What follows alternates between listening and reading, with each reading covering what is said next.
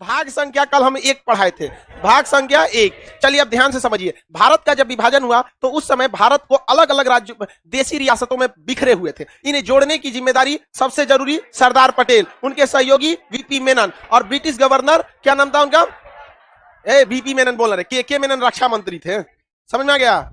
VP Menon, के मेनन क्या थे, रक्षा मंत्री 1962 में।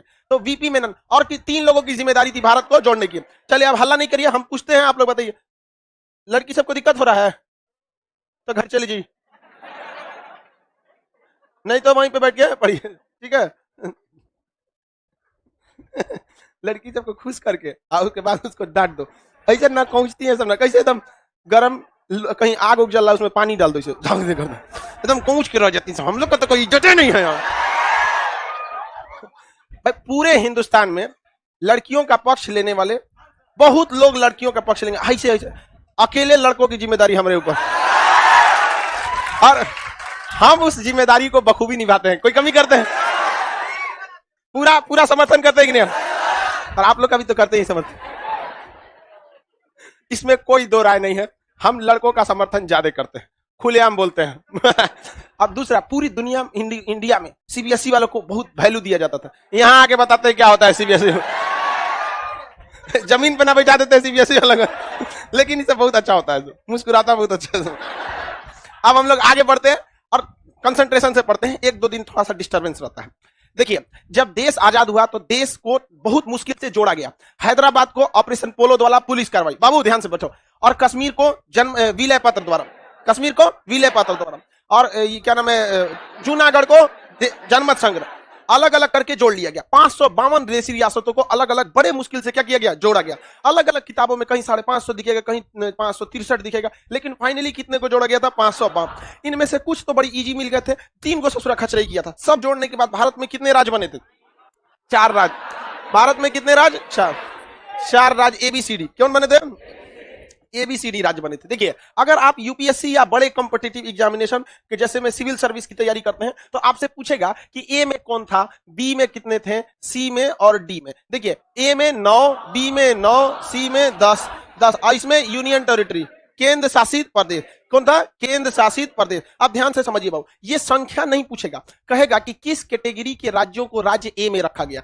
तो जो जहां जहां भारत ब्रिटिश का एरिया था, किसका एरिया था, ब्रिटिश का एरिया था, तो ब्रिटिश जहां राज करते थे उन्हें प्रोविंस कहते थे। वो क्या कहते थे, प्रोविंस। तो यहां पर ब्रिटिश प्रोविंस थे, किसके प्रोविंस, ब्रिटिश प्रोविंस। प्रोविंस मतलब होता है राज्य, तो किसके राज्य थे, ब्रिटिश के। तो जहां जहां ब्रिटिशर्स का 100% कब्जा हो गया था उसे कहा गया था ब्रिटिश प्रोविंस। लेकिन अंग्रेज भारत में कब्जा करने नहीं आए थे, बल्कि वो पैसा कमाने आए थे। तो वो कब्जा करने में इंटरेस्ट नहीं रखते थे, वो जानते थे कब्जा करेंगे, ससुरा पुलिस डिपार्टमेंट रखो, न्याय व्यवस्था रखो, नाली साफ कराओ, सड़क साफ कराओ, खर्चा दुनिया भर का लग जाएगा। सरकार को इनकम होता है, सरकार का खर्चा देखते हैं बहुत ज्यादा। तो अंग्रेजों का मेन फोकस था कि हमको एक ऐसा बकलोल राजा मिल जाए जो हमारी चमचई करे, सारा काम करे, उससे मोटा इनकम हम लोग रख ले। तो उन लोग ज्यादा से ज्यादा राज्यों को कब्जा नहीं किए, लेकिन उन राज्यों को कब्जा किए जहां युद्ध की संभावना ज्यादा थी, या जहां पर समुद्र ज्यादा हुआ करता था, जैसे बंगाल वगैरह एरिया, मद्रास, बंबई, ये सब एरिया। तो जहां ब्रिटिश प्रोविंस होते थे उन्हें किस राज्य में रखा गया, ए, ब्रिटिश प्रोविंस को ए। और जो देशी रियासत जहां राजाओं को वो बैठाए थे, तो उस समय के राजा किसके चमचा हुआ करते थे, अंग्रेजों के चमचा हुआ करते थे, तो उन्हें कहा गया देशी रियासत। क्या क्या, देशी रियासत। देशी रियासतों को किसमें रखा गया, बी में। क्या किसमें रखा गया, बी में। इसे प्रिवेंसरी स्टेट कहते हैं, देशी रियासत, जहां प्रिंस, यहाँ के प्रिंसरी स्टेट, यहाँ के राजाओं का शासन था। राजा को प्रिंस कहा जाता है ना, किंग राजा। तो प्रिंसली स्टेट, प्रिंसली स्टेट किसमें रखा गया, 2। तो जो बी में किसमें रखा गया, बी में। तो देशी रियासत, देशी रियासत मतलब जहां भारतीय राजाओं, भारत के वैसे राजा जो अंग्रेजों की सबसे ज्यादा क्या किए हैं, चमचई, तो उन्हें कहां रखा गया, बी में। कहां रखा गया, बी में। अब उसके अलावा अंग्रेज, देखिए ध्यान से, अंग्रेज का मेन उद्देश्य यही था कि भारत में विद्रोह न हो और ज्यादा से ज्यादा पैसा लूट के ले जाया जा सके। तो जो जो जगह पर नौसेना का अड्डा था, जो समुद्र के किनारे थे, या जो बहुत बड़े राज्य थे, उन्हें अंग्रेजों ने सीधे क्या रखा था, कब्जा कर रखा था। तो उसे कहा गया ब्रिटिश प्रोविंस, उसे किसमें रखा गया, ए में। और जहां जहां देशी रियासत, जैसे त्रावणकोर के राजा, जूनागढ़ के राजा, हैदराबाद के राजा, कश्मीर के राजा, तो ऐसे ऐसे जो थे सब, वो क्या थे सब भैया, देशी रियासत, प्रिंसरी स्टेट, इसके किसमें रख दिया गया, बी में। इसके अलावा अंग्रेज सब भारत में बड़े बड़े शहर देखते थे सब, जो बहुत डेवलप है। जैसे पूरे बिहार पर कब्जा करेंगे, उससे ज्यादा फायदा मिलेगा। आप पटना कब्जा कर लीजिए, भागलपुर, मुजफ्फरपुर, बस झमेला भी नहीं है। 3 गो मेन का पैसा यही 3 से तो ज्यादा आता है, बिहार शरीफ, यही हो गया। बड़े बड़े जैसे गया 4-5 गो खत्म हो गया। भोपाल मध्य प्रदेश में ले जाना है, भोपाल कब्जा जाइए, जबलपुर कब्जा जाइए, इंदौर कब्जा जाइए। देखिए मध्य प्रदेश का तो मेन चीजें कब्जा ली आपको। महाराष्ट्र में अगर कब्जा करना है तो पूरा महाराष्ट्र का जरूरत है कब्जा करने की। मुंबई, पुणे, नागपुर, औरंगाबाद, नासिक, ये सबको कब्जा कर लीजिए। तो अंग्रेजों ने 2 तरह का जमीन कब्जा किया, ध्यान से समझिएगा। एक, जिन्हें लगा कि ये राज्य में कभी भी बगावत हो जाएगी, उस पूरे राज्य को कब्जा कर लिया। दूसरा, उन्होंने देखा कि कौन कौन बड़ा बड़ा शहर है जहां बिजनेस ज्यादा होता है, वहां पर भी कब्जा कर लिया। अब कहा यहाँ हमारा कमिश्नर बैठेगा। अब भैया एक शहर बैठाने के लिए पूरा ब्रिटिश को नहीं ना बैठाएंगे, किसे बैठा दिया? कमिश्नर को। तो जो छोटका छोटका राज्य थे, छोटका छोटका शहर जैसे भोपाल, मुंबई, नागपुर, रायपुर, इंदौर, कानपुर, लखनऊ, जालंधर, अमृतसर जैसे बड़े बड़े शहर पर क्या पूरे राज्य को अंग्रेजों ने कब्जा किया या पर्टिकुलर शहर को? तो उसे क्या कहा गया? कमिश्नरी स्टेट। क्या कहा गया? कमिश्नर, जिसे कमिश्नर कहते हैं। अब जैसे सिंपल सी बात है, अभी के वर्ष में तो संवैधानिक पद है, पटना का जितना काम धाम होगा पटना के कमिश्नर देखेंगे। पटना के किसी डिसीजन को पटना के कमिश्नर क्या कर सकते हैं? चेंज कर सकते हैं। डीएम साहब अगर डिसीजन ले लिया ना तो कमिश्नर क्या कर देगा? चेंज कर देगा। तो सी में किसे रखा गया? कमिश्नरी स्टेट को। किसमें? कमिश्नरी स्टेट को। और इसमें रखा गया केंद्र शासित प्रदेश। उस समय अंडमान निकोबार हुआ करता था, लक्षद्वीप पर कोई विशेष ध्यान नहीं था। तो केंद्र शासित प्रदेश उस समय कौन था? अंडमान। क्या था? अंडमान। और क्या था? निकोबार। अंडमान और निकोबार, अंडमान निकोबार उस समय यही एक केंद्र शासित प्रदेश में मुख्य रूप से यही था। बाद में ना धीरे धीरे डेवलप होते गया, अन्य राज्य भी जुड़ते गए। तो अगर आप वनडे एग्जाम की तैयारी करते हैं, ग्रुप डी, खलासी, चपरासी, रेलवे, गैंगमैन, ये सब का, तो आप बस इतना याद रखिएगा, 552 देशी रियासतों को सरदार पटेल, वीपी मेनन और लॉर्ड माउंटबेटन, इन तीनों के सहयोग से क्या किया गया? मर्ज किया गया। और इसके बाद अगर पूछेगा कि मर्ज करने के बाद, हल्ला नहीं करो बाबू, मर्ज करने के बाद क्या किया गया? उन्हें कितने राज्यों में बनाया गया? 4, ए बी सी डी। मर्ज करने में 3 राज्यों ने टेंशन किया। कश्मीर को कैसे मिलाया गया? विलय पद। जूनागढ़ को जनमत, हैदराबाद को ऑपरेशन पोलो, पुलिस कार्रवाई ऑपरेशन पोलो, ऐसे ही के काम खत्म हो। लेकिन अगर आप कमीशन लेवल का तैयारी करें तो पूछेगा कि भारत में एबीसीडी, फजल अली आयोग से पहले एबीसीडी जो राज्य थे उसने कमिश्नरी स्टेट को किसमें रखा गया? सी में। ब्रिटिश प्रोविंस को रखा गया। देशी रियासतों को, देशी रियासतों को प्रिंसरी स्टेट, क्या कहते हैं? प्रिंसरी। केंद्र शासित प्रदेश को बी में, केंद्र शासित प्रदेश को डी में, केंद्र शासित प्रदेश को डी। क्या ये भारत का शासन सक्सेस होता है ऐसे? नहीं। इतना बड़का बड़का राज्य ए में आ रहा है, समझ आ रहा है कि नहीं आ रहा? जहां तहां से सी, जैसे हैदराबाद के बड़े बड़े शहर को किसमें घुसा दिया? सी में।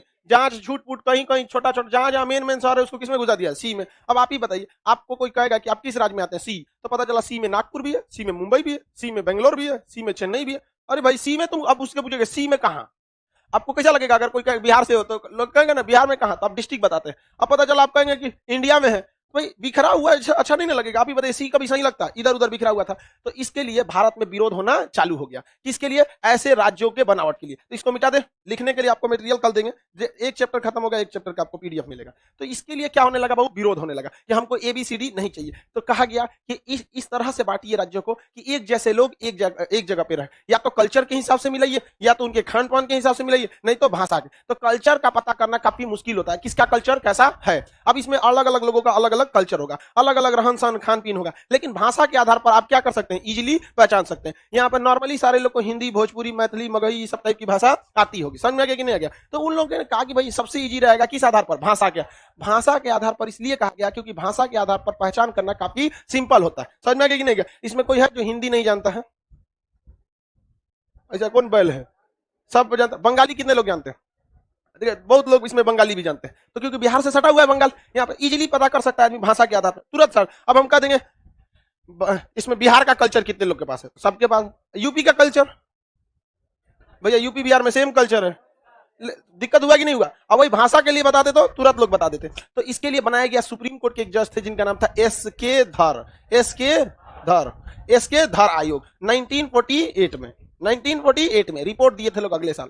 एस के धर ने, किसने?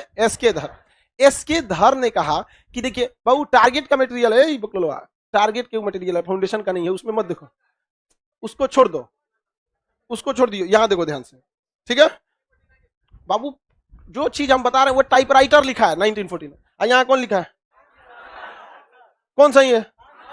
वो टाइपराइटर से कभी भी मिस्टेक हो सकता है। समझ में आ गया कि नहीं आ गया? राइटिंग डिस्टर्ब हो गया वहां पे, इसलिए तू लोगों की कॉपी पलटती है, बंद करो इसको, सामने में बैठिए लोग पूछ देंगे। एस के धर रिपोर्ट कब दिए? गोली मारिया। रिपोर्ट कब दिए? अगले साल। तो कंफ्यूजन में नहीं रहिए, कभी कभी क्या देता है? गठन देता है, और कभी कभी क्या देता है? रिपोर्ट। तो ये हो गया एसके धर। एसके धर ने कहा कि देखिए भाषा के आधार पर आप राज्यों का गठन नहीं कीजिए। एक और समिति का गठन किया गया, पंडित जवाहरलाल नेहरू, वल्लभ भाई पटेल, पट्टाभी सिद्धारमैया। तो इसे सिद्धारमैया पीवी जवाहरलाल नेहरू, पंडित जवाहरलाल नेहरू नहीं, जवाहरलाल नेहरू, वल्लभ भाई पटेल, पट्टाभी सिद्धारमैया समिति 1948। इन्होंने भी कहा कि भाषा के आधार पर राज्यों का गठन सही बात नहीं है। ले अभी क्वेश्चन क्या है, भाषाई आधार पर गठित होने वाला पहला आयोग एसके धर है। क्या इसने कहा, जैसे लोगों का कहना था शुरुआत से ही कि गुजरात बोलने वाले को गुजराती, जहां गुजराती बोला जा रहा है गुजरात, जहां मराठी बोला जा रहा है वहां महाराष्ट्र। पहले ये एक में था, यहां से लेकर ये पूरा एक में था। इसको कहा जाता था बंबई। क्या कहा जाता था? बंबई। क्या दिक्कत होता था कि नहीं होता? तो वहां के लोगों का कहना था कि देखिए भैया, इसमें जहां तक महाराष्ट्र मराठी बोला जा रहा है उसको क्या बना दीजिए महाराष्ट्र, और जहां गुजराती बोला जा रहा है उसको क्या बना दीजिए गुजरात। उसमें नीचे ये आंध्र प्रदेश वाला कहता था कि इसको क्या बना दीजिए तेलुगु। कर्नाटक वाला कहता था कन्नड़ बोलते हैं कन्नड़ बनाइए, और यहाँ आंध्र प्रदेश वाला तमिलनाडु वाला कहता था तमिल बोलते हैं तमिल बनाइए। तो यहाँ तो पहले ससुरा तुम लोग सब आओगे ए बी, किसमें देसी रियासत में, बी में जाओ। अब पगला गया यहाँ पर, कैसे होगा? तो सरकार कोई भी डिसीजन अपने मन से नहीं लेती है, एक प्रॉपर कमेटी बनाती है, उस कमेटी की रिपोर्ट आती है, उस रिपोर्ट पर गहन अध्ययन किया जाता है सही है या नहीं है, गवर्नमेंट इतना इस चीज को इंप्लीमेंट कर पाएगी या नहीं कर पाएगी। तो एसके धर उन्होंने क्या कहा, भाषा के आधार पर राज्यों को मत बनाए। इसका विरोध चालू हो गया। तब बनाया गया किसको? पंडित जवाहरलाल नेहरू। और देखिए जैसे जवाहरलाल नेहरू, वल्लभ भाई पटेल, पट्टाभी सिद्धारमैया। आगे पढ़ाएंगे कि पट्टाभी सिद्धारमैया को कांग्रेस का ऐतिहासिक मतलब इतिहासकार कहा जाता है। तो जवाहरलाल नेहरू, वल्लभ भाई पटेल, जवाहरलाल नेहरू, वल्लभ भाई पटेल, पट्टाभी सिद्धारमैया। समिति का नाम जेवीपी। कौन समिति? जेवीपी। जेवीपी समिति ने भी कहा कि भाषाई आधार पर राज्यों का गठन ठीक बात नहीं है। लेकिन बवाल चालू हो गया। गुजरात वाला कह रहा है कि गुजराती बोलने वालों का अलग गुजरात होना चाहिए, महाराष्ट्र वाला कह रहा है कि मराठी बोलने के लिए अलग महाराष्ट्र होना चाहिए। इसी को बवाल हुआ। इधर तेलुगु भाषा बोलने वाला कह रहा है कि हमारा अलग से आंध्र प्रदेश होना चाहिए। क्या होना चाहिए? अलग से आंध्र प्रदेश होना चाहिए। इसमें एक भूख हड़ताल पर बैठ गया पेट्टू श्रीरामुलु। कौन बैठ गया? पेट्टू श्रीराम, पेट्टू श्रीरामुलु, पेट्टू श्रीरामुलु, रामलू। ये कहा कि भैया हम तेलुगु भाषा बोलते हैं, हमें रखा गया है महाराष्ट्र के साथ, हमें रखा गया है गुजरात के साथ। हम एक के राज्य में तनी सा दूर जाते हैं तो भाषा चेंज हो जाता है, तनी और हिल जाते हैं तो और भाषा चेंज हो जाता है। भैया हमको वहीं तक रखो जहां तक हम लोग की भाषा है। हम थोड़ी ना तुमसे कह रहे हैं कि देश से विभाजन कर दो। पता है कि भारत एक राज्यों का क्या है, यूनियन है। हम कर रहे हैं, रामलू का कहना था कि इतना दूर में तेलुगु बोला जाता है, हेलते हैं यहाँ से तो मराठी शुरू हो जाता है, और हेल जाएंगे तो यहाँ से गुजरात शुरू होता है। हमको समझे में नहीं आता है कि भाई हम देश में कम से कम राज्य एक जैसा कीजिए। तो नेहरू ने कहा कि ना हो। तो इसके जो धारा आयोग है इसने कह दिया कि नहीं होगा। जेवीपी समिति ने नहीं होगा, जाओ भाग में जाओ, भूख हड़ताल करो, बैठो। अन्ना हजारे भी 14 दिन थे, ममता बनर्जी भी 14-15 दिन भूख हड़ताल पर थी। समझ में कि नहीं? पहले मुख्यमंत्री नहीं थी ना ये ममता बनर्जी। तो बंगाल में टाटा कंपनी ने सिंगरूर में बहुत बड़ा टाटा का कारखाना लगाया था, उसमें किसानों की जमीन चली गई थी। आई भूख हड़ताल पे बैठ गए। किसान इमोशनल होता है, समझ गया आई कि ममता बनर्जी बहुत अच्छी है, इमोशनल गेम खेल दी, और उसके बाद क्या बन गई? सीएम। अभी तो और भयानक बहुमत से चलाई, इस बार तो और खतरनाक बहुमत से चलाई। तो अपना तो पेट्टू श्रीरामुलु को क्या किया? भूख हड़ताल पर बैठा दिया। भूख हड़ताल पर आप खाना नहीं खा सकते, लेकिन पानी पी सकते हैं, ग्लूकोज पी सकते हैं, खाना अन्य नहीं खा सकते। समझ में? एनर्जी ड्रिंक हल्का हल्का ले सकते हैं, लेकिन खाना नहीं खाएंगे। मतलब एनर्जी ड्रिंक में भी जब बीमार पड़ेंगे तो नींबू पानी हल्का सा। और उस समय 1952 की बात है। कौन सा आपका एनर्जी ड्रिंक था यहाँ पर?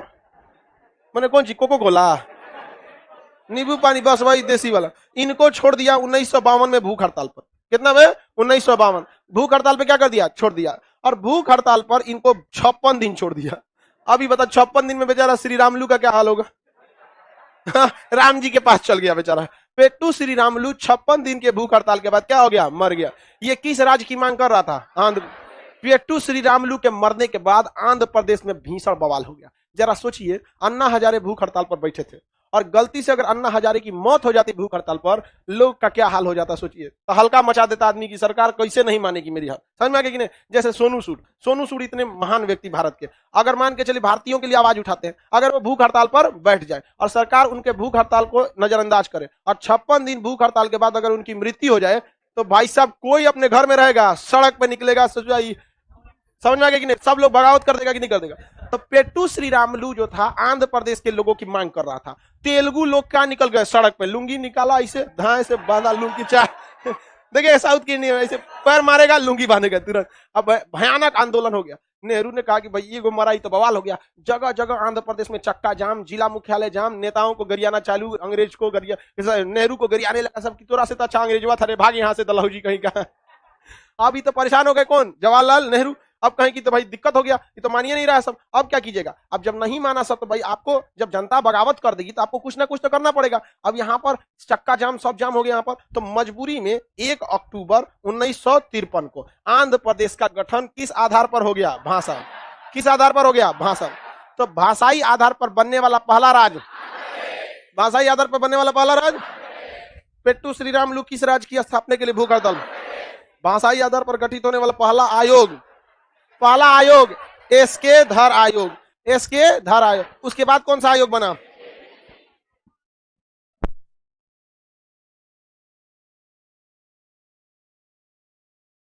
दूसरा आयोग कौन बना? जेवीपी। क्वेश्चन पूछ देगा इनमें से कौन सा व्यक्ति जेवीपी समिति का सदस्य नहीं था? तो आपको कितने का याद रखेंगे नहीं था? याद रखिए 3 को कौन था, उसके सिवा कोनो मिले उसको क्या कर दीजिएगा? छाट दीजिए। जवाहरलाल नेहरू थे, पट्टाभी सीतारामैया, बाल गंगाधर तिलक, कौन थे? वल्लभ भाई पटेल। इन्होंने क्या भाषाई आधार पर राज्यों को मान्यता दिया? भाषाई आधार पर राज्यों को मान्यता नहीं दिया। भाषाई आधार पर गठित होने वाला पहला राज्य आंध्र प्रदेश। कब बना था? 1 अक्टूबर 1953। अब बाकी के राज्य क्या चुप बैठेंगे? गुजरात कहा कि जब उसको मिलतो तो हमको क्यों नहीं मिलतो? केम छो? गुजरात कहा कि मेरा भी रहेगा, महाराष्ट्र कहा कि हमारा भी रहेगा, कन्नड़ कहेगा कि तो हमरो रहेगा, बिहारी करा था हमको न छांट के लो हमरो तो यहां से बिहार भी बोलने लगा। पंजाब वाला कहा कि सगा पुत्र इथे रख उन लोग का अलग भाषा होता है। पंजाब किसका? मेरा। अब सरदार लोग, अब जवाहरलाल नेहरू जो थे ना पगला गए, कहे कि सचरा एक जगह का विवाद शांत करने के लिए हम आंध्र प्रदेश बनाए थे, ये तो महाबवाल हो गया, पूरे राज्य में इसका क्या हो गया? बवाल। अब उन्होंने पूरे देश को, जनता को संबोधन किया। उस समय टीवी भी नहीं था, रेडियो पे आते थे लोग। देश की जनता, आपसे हाथ जोड़कर विनम्र निवेदन है कि देश को शांति बनाए रखें। आप लोग की मांग को ध्यान रखते हुए हम सुप्रीम कोर्ट के सबसे तेज तरार जज खान बहादुर सर सईद फजल अली आयोग का गठन करते हैं। समझा गया? पूरा नाम क्या था? खान बहादुर सर सईद फजल अली। लास्ट का बस याद रखेगा, कौन सा? फजल अली। हाँ, फजल अली। तो फजल अली आयोग का गठन कब हुआ? 1953 में। 1953 में फजल अली आयोग से कहा गया, देख फजल अली भाई जज साहब, आप समझिए, टाइम लीजिए अच्छा से, जल्दबाजी मत कीजिए। एगो तो हम जल्दबाजी किए थे और श्री रामुलु मरा था, ओकरे चक्कर में हम आंध्र प्रदेश बनाए, हमको लगा विवाद ठंडा जाएगा, ये और बवाल काम कम कर दिया। तो इन्होंने किस आयोग का गठन किया?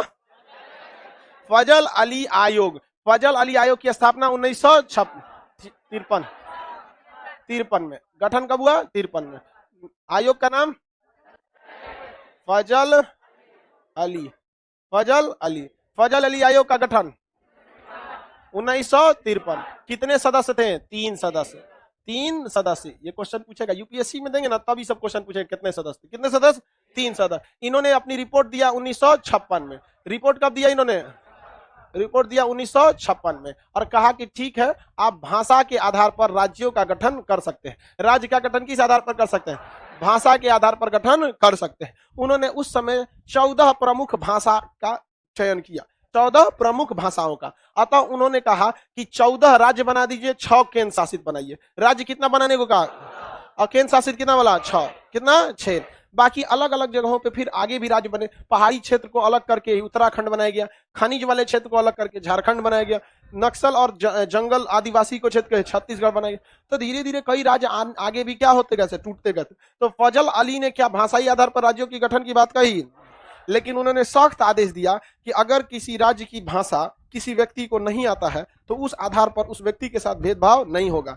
जैसे बंगाली भाषा के आधार पर पश्चिम बंगाल का निर्माण हुआ, लेकिन किसी व्यक्ति को अगर बंगाली नहीं आती है तो उसे उस राज्य में कोई भेदभाव नहीं होना चाहिए। जिस व्यक्ति को मराठी भाषा नहीं आती है उसे महाराष्ट्र में कोई भेदभाव नहीं होना चाहिए। ये किसने कहा था? फजल अली। किसने कहा? फजल अली। अब बताइए, किसी को कश्मीरी नहीं आती है, कश्मीर में रह सकता है कि नहीं? रह सकता। वो धीरे धीरे, अभी तो नहीं तो 47 लेके घूमता है, सब मार देगा सब। खैर बहुत हद तक शांत हुआ। अगर किसी को पंजाबी नहीं आती है तो पंजाब में रह सकता है कि नहीं? क्या उसके साथ पंजाब सरकार या पब्लिक भेदभाव करेगी?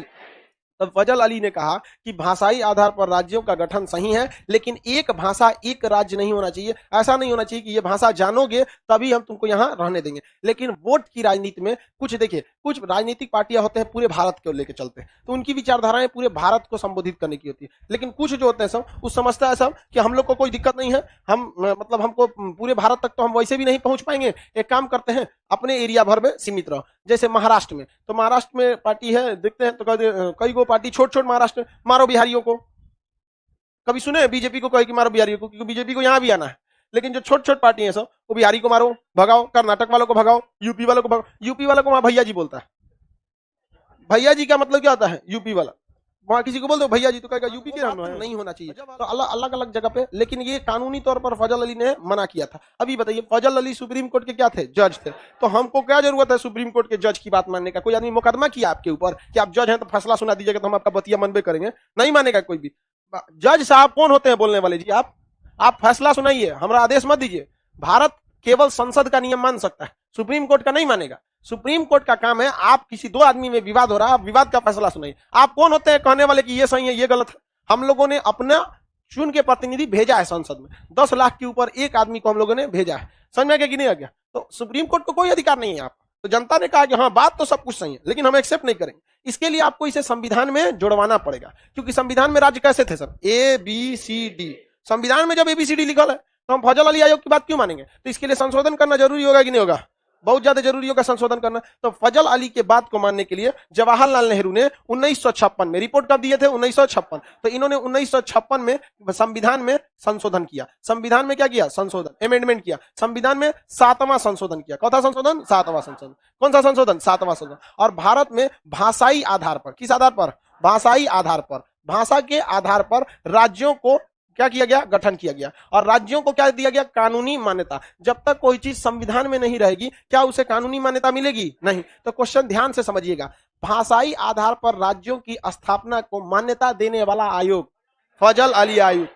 भाषाई आधार पर राज्यों को मान्यता न देने वाला आयोग SK धर और JVP समिति, इन्होंने मान्यता नहीं दिया। सुनिएगा ध्यान से, कौन से संशोधन ने भाषाई आधार पर राज्यों को संवैधानिक मान्यता दे दी? हाँ, 7वां।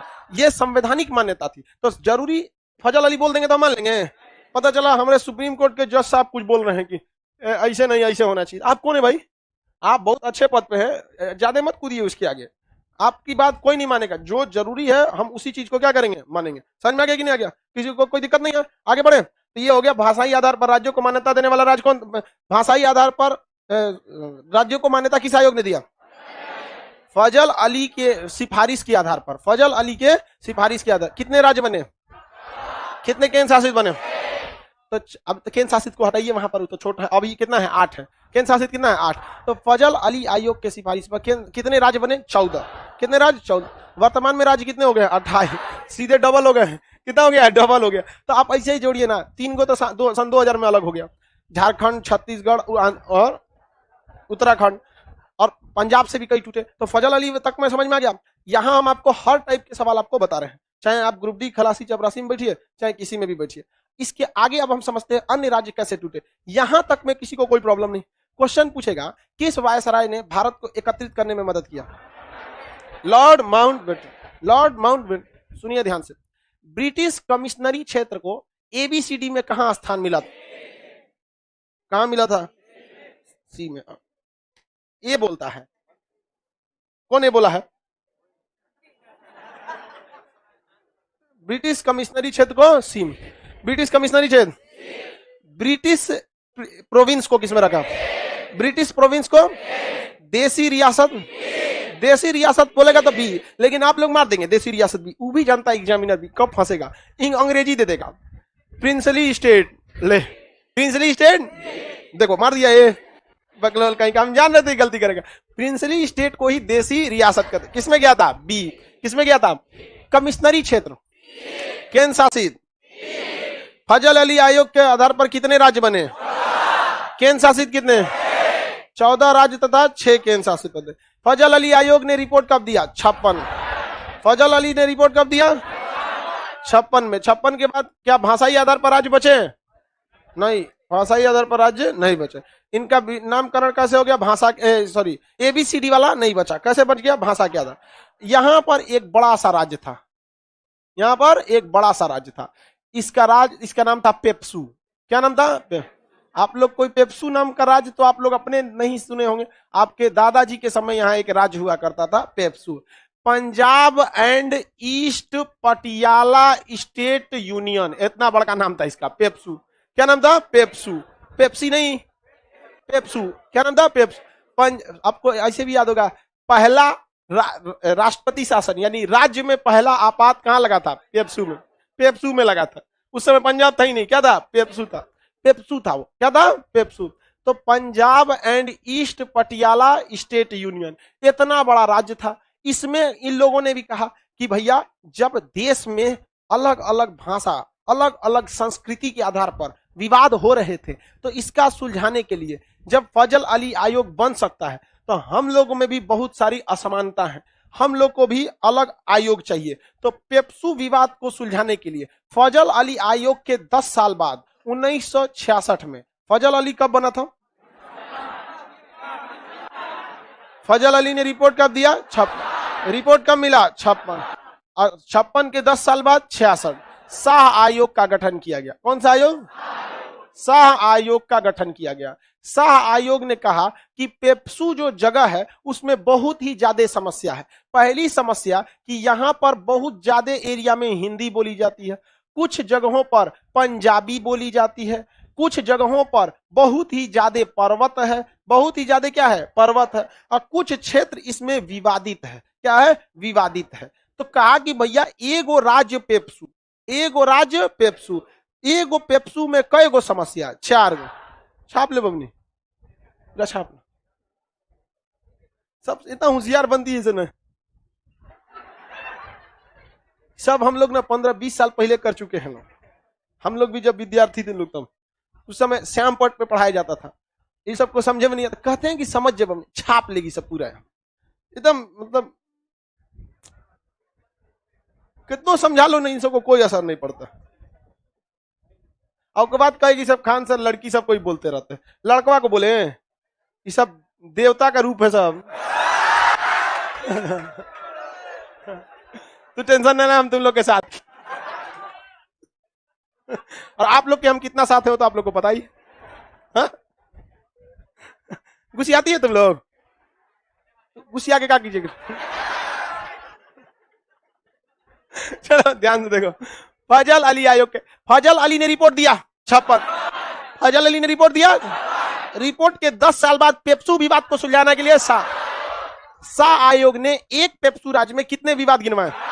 इसके आधे हिस्से में हिंदी भाषा, इसके आधा हिस्सा में पंजाबी, इसके कुछ हिस्सा में पर्व, और कुछ जगह विवाद। जहां हिंदी बोला जाता था उसे बना दिया हरियाणा, जहां हिंदी बोला जाता था उसे क्या बना दिया? हरियाणा। क्या बना दिया? हरियाणा। हिंदी भाषा वाले को हरियाणा। जहां पंजाबी बोली जाती थी पंजाब, क्या बना दिया? पंजाब। जहां पर्वत था हिमाचल प्रदेश, जहां पर्वत था हिमाचल प्रदेश। अब बता, हिमाचल प्रदेश में पर्वत है कि नहीं है? पंजाब में कौन सी भाषा? हरियाणा में हिंदी, हिंदी बोली जाती है। वहां हिंदी, हरियाणा की हिंदी एकदम खड़ी बोली है, हरियाणा वाला हिंदी बोलेगा सब ना, मतलब उनकी भाषा गजब होती है, लगेगा डांट रहा है। हाँ, अजीब टाइप का। हम गए हरियाणा में, बड़ी लेकिन इज्जत करता है सब मेहमान का, खाना खिलाएगा सब ऐसे ना, एकदम घर की भैंस रहेगी। ओए खान सर यार दही खा लो, हम यार खिला रहा है, डरा रहा है यार।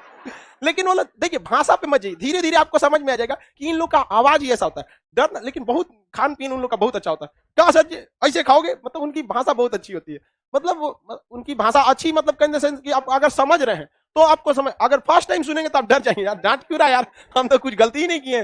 वो लोग थोड़ी, उनकी भाषा में बोल्डनेस ज्यादा होता है, बहुत खान पीन सब चीज। उन लोग खेती वगैरह बहुत करते हैं, सबके घर में जाके देखिएगा ट्रैक्टर वगैरह रहेगा, 2-4 भैंस रहेगी यहाँ पर, बहुत जबरदस्त। गाड़ी के तो बहुत शौकीन होते हैं भाई साहब, बहुत ज्यादा शौकीन, बुलेट वगैरह वहां पर बहुत। तो यहाँ पर देख ध्यान से समझिए, पर्वतीय क्षेत्र को क्या बना दिया?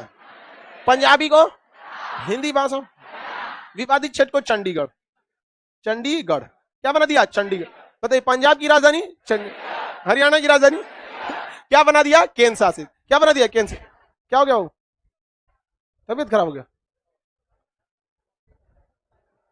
साइड हो जाएगा थोड़ा सा, उसका तबीयत गड़बड़ हो गया। वहां हवा भी तो नहीं जाता होगा ना। पानी दो पानी, उधर भी एक तो पंखा लगा दो। ये पंखा कौन रोक कौन दिया? असल में अब नाश्ता वास्ता आप लोग करो और क्या कीजिए, लोग थोड़ा सा एडजस्ट कर लीजिए बहुत थोड़ा सा।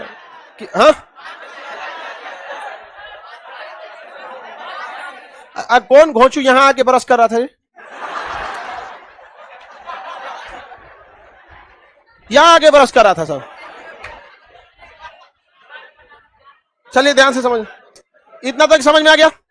भाग संख्या एक क्या हो गया? समाप्त। भाग एक में कितने अनुच्छेद? एक में भारत राज्यों का यूनियन, दो में विदेशी राज्य को मिला सक, तीन में वर्तमान राज्य को तोड़ सक, चार में दो और तीन के काम में कोई हस्तक्षेप नहीं करेगा। प्रारंभ में कितने देशी रियासत? 552। सबको मिलाने के बाद टोटल कितने राज्य में विभाजन? प्रिंसली स्टेट को B, B British province, commissionaries, union territory. हाँ एस के धर और जेवीपी क्या सहमति थे? भाषाई आधार पर मान्यता।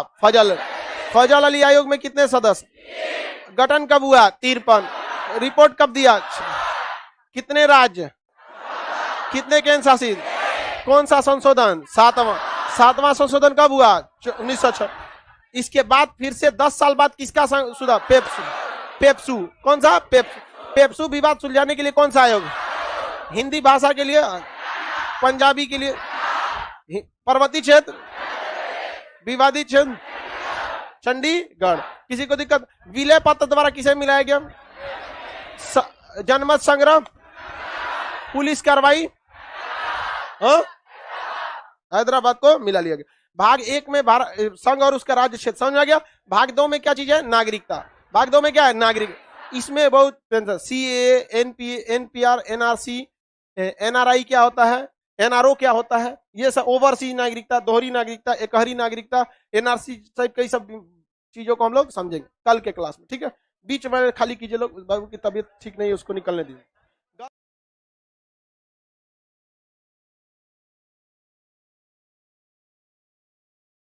पे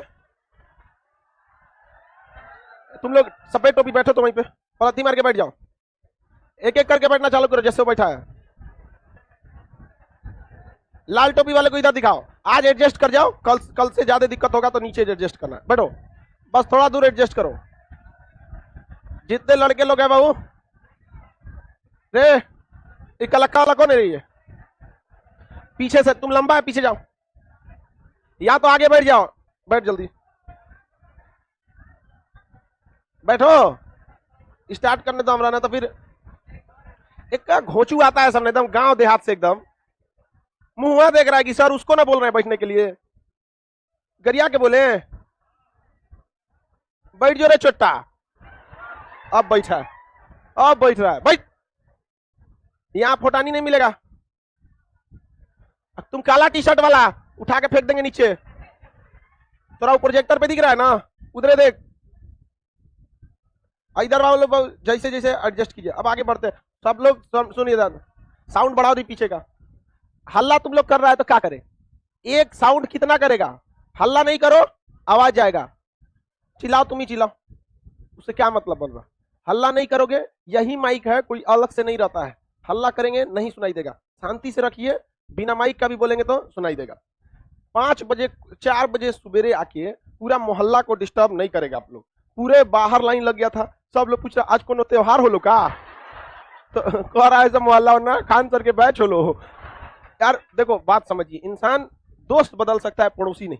आपकी वजह से पड़ोस वालों को दिक्कत होता है। अगल बगल में लोगों की दुकान है, बेचारे 10 बजे दुकान बंद करते हैं, साफ सफाई करते करते 11-12 बज जाता है। उन लोग को तो कम से कम सोने दो यार। 4 बजे आके आप पॉलिटी पढ़ रहा है सब, कोनो पूछ रहा है फजल अली आयोग कब बना। हमको मोहल्ला वाला कह रहा है कि सर जी ये फजल अली कौन है। हम क्या हुआ तो अगर आपका लड़का फजल अली को खोज रहा है, हम कह नहीं खोज रहा है, उसको कल का पढ़ाए हैं। आप बाबू पूरे मोहल्ला को डिस्टर्ब नहीं करेंगे।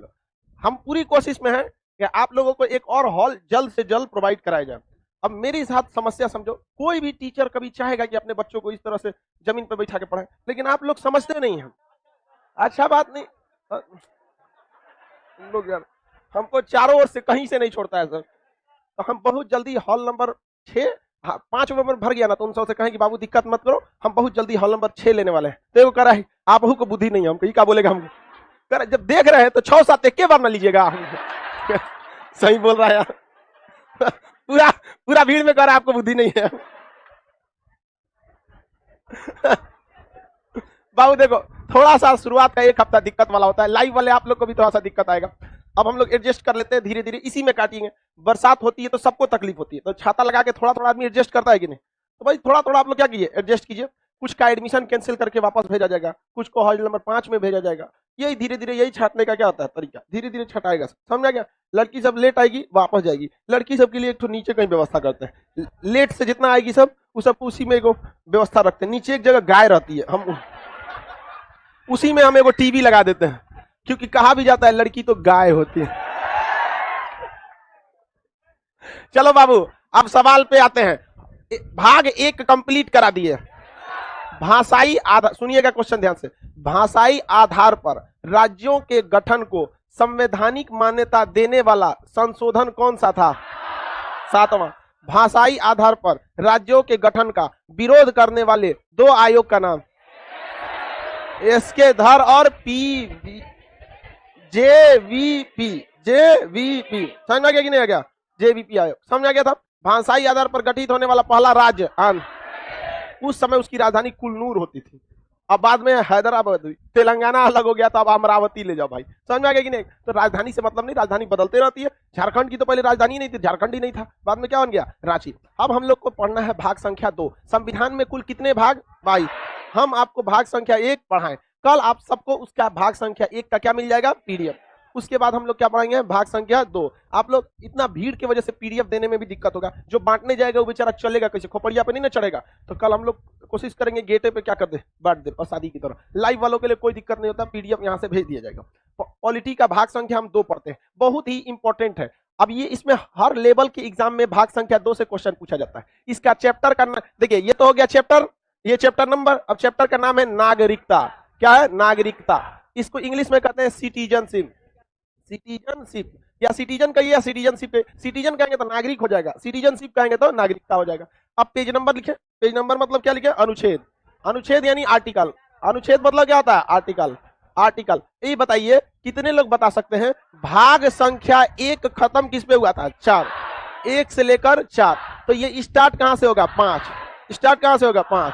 तो 5 से लेकर 11, 5 से लेकर 11, आर्टिकल 5 से लेकर 11। समझ में आ गया? अब हम लोग इसको समझते हैं, सबको समझ में आएगा। कॉपी किताब बंद कर लो, बगलोल बंद करो कॉपी। यहाँ पे कॉपी किताब लिखेगा तो पढ़ेगा कहाँ? खान सर के क्लासवा में तू लोग लिखेगा, समझेगा कहाँ? भैंस के पास जाके समझो ना। यहाँ पे कोई भी चीज को समझिए ध्यान से। नागरिकता एक प्रकार का अधिकार है जो देश में रहने वाले को हर तरह के छूट को देता है। जो इस देश का नागरिक, उसे इस देश की सारी सुख सुविधाएं मिलेंगी, और जो इस देश का नागरिक नहीं, उसको कोई सुख सुविधाएं नहीं मिले। क्या हम अपनी राजनीतिक पार्टी बना सकते हैं केवल इसीलिए कि हम देश के नागरिक? क्या हम वोट डाल सकते हैं केवल इसीलिए कि हम इस देश के नागरिक? क्या हम प्रधानमंत्री का विरोध कर सकते हैं? कोई हमें जेल डालेगा? यही क्यों? क्योंकि हम इस देश के नागरिक। आप अगर इस देश के नागरिक हैं तो हवाई चप्पल पे भी बैठे हैं तो हवाई जहाज को कहेंगे कि तुम गलत है, तुम हवाई जहाज पे घूम रहा है तो अलग बात है, लेकिन तुम काम गलत कर।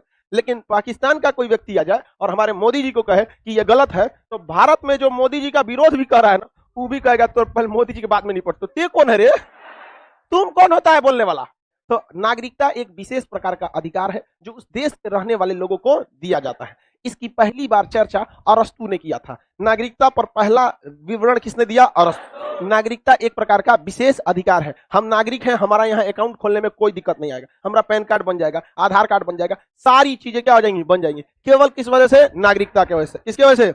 नागरिकता। तो नागरिकता एक प्रकार का क्या है? अधिकार है। नागरिकता एक प्रकार का क्या है? अधिकार। लेकिन देश में क्वेश्चन आएगा, संविधान जब बना था तो सबसे कमजोर कानून किस पर था? तो नागरिकता पर। एक्चुअल में संविधान निर्माताओं ने नागरिकता पर कुछ किया ही नहीं, टेम्पोररी लीपापोती करके चले गए और अधिकार दे दिया संसद को कि आप जरूरत के हिसाब से नागरिकता को क्या कीजिएगा? बनाइएगा। रीजन समझिए, देश आजाद हो गया 1947 में और संविधान बनना चालू हुआ था 47 से चालू, 46 से चालू हुआ था और देश आजाद हो गया, विभाजन हो गया, संविधान बना ही नहीं। अभी धीरे धीरे बढ़ रहा है। तो लोगों कौन किस देश में जाएगा, कौन पाकिस्तान में जाएगा, कौन इंडिया में रहेगा, इसको लेकर घमासान चल ही रहा था आजादी के बाद तक। तो संविधान निर्माताओं को समझ में नहीं आया कि इसको कहां रखेंगे। अतः संविधान, ओरिजिनल संविधान में नागरिकता संबंधी बहुत कुछ विशेष प्रावधान नहीं है। उन्होंने अधिकार देके चले गए। किसे अधिकार दिया उन लोगों ने? संसद को। किसे अधिकार दिया गया था? संसद को। आगे बढ़े, आगे संसद ने कई कानून बनाए। तो जो पहले हम ये देखेंगे कि संविधान जब बना था तो उस समय नागरिकता के यानी सिटीजनशिप के क्या क्या रूल रेगुलेशन थे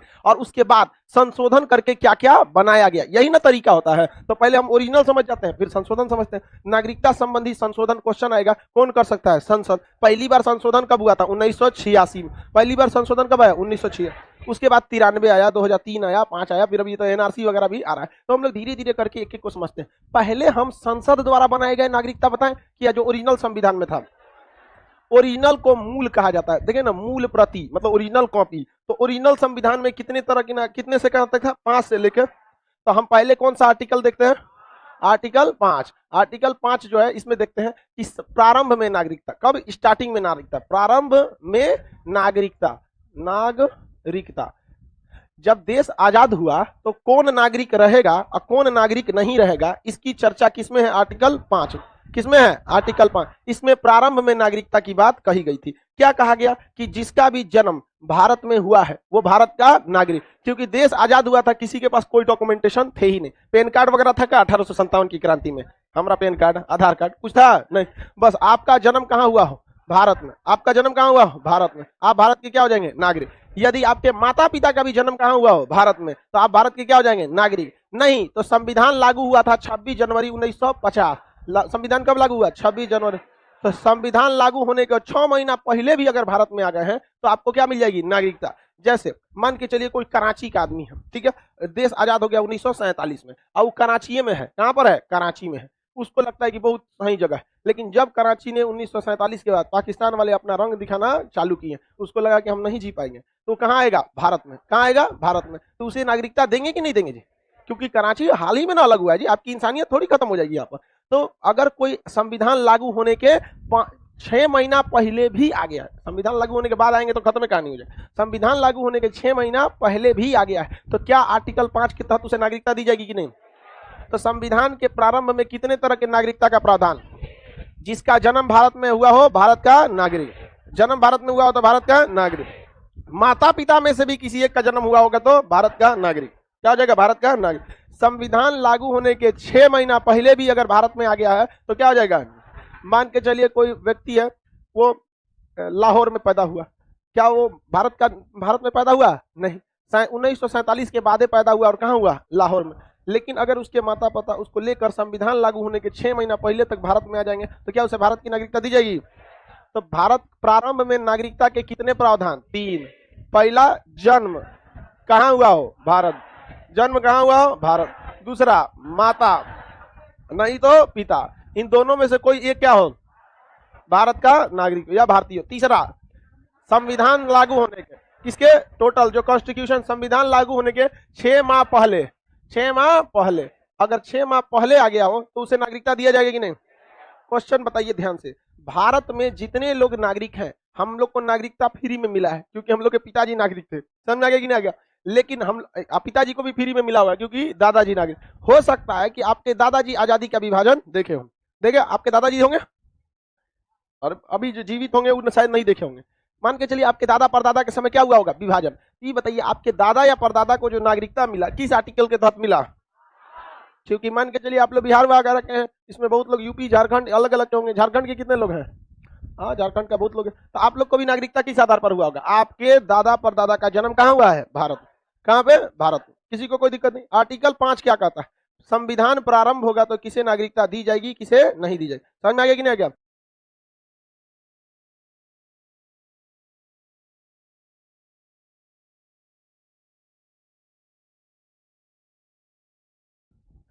आर्टिकल 5 समझ में आ रहा है कि नहीं आ रहा? आर्टिकल 5 केवल इस बात का प्रावधान कर रहा था कि संविधान जब स्टार्ट होगा तो किसे किसे नागरिक बनाया जाएगा और किसे नहीं बनाया जाएगा। आर्टिकल 6 समझे?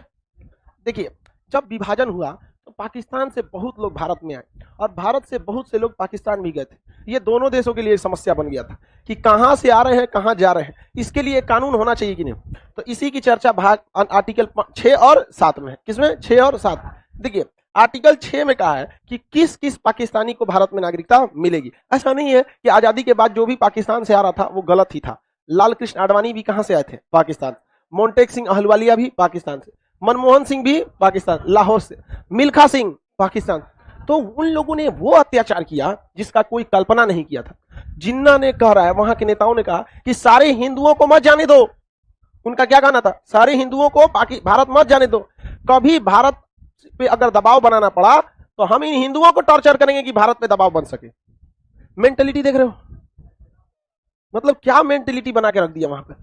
अब देखिए भारत में हर तरह के धर्म के लोगों की आजादी है। आपसी लड़ाई व्यक्तिगत छोड़ दीजिए, किसी का जमीन को लेके है वो छोड़ दीजिए, लेकिन कभी भी इस आधार पे नहीं है कि आपको दूसरे के साथ भेदभाव किया जाएगा।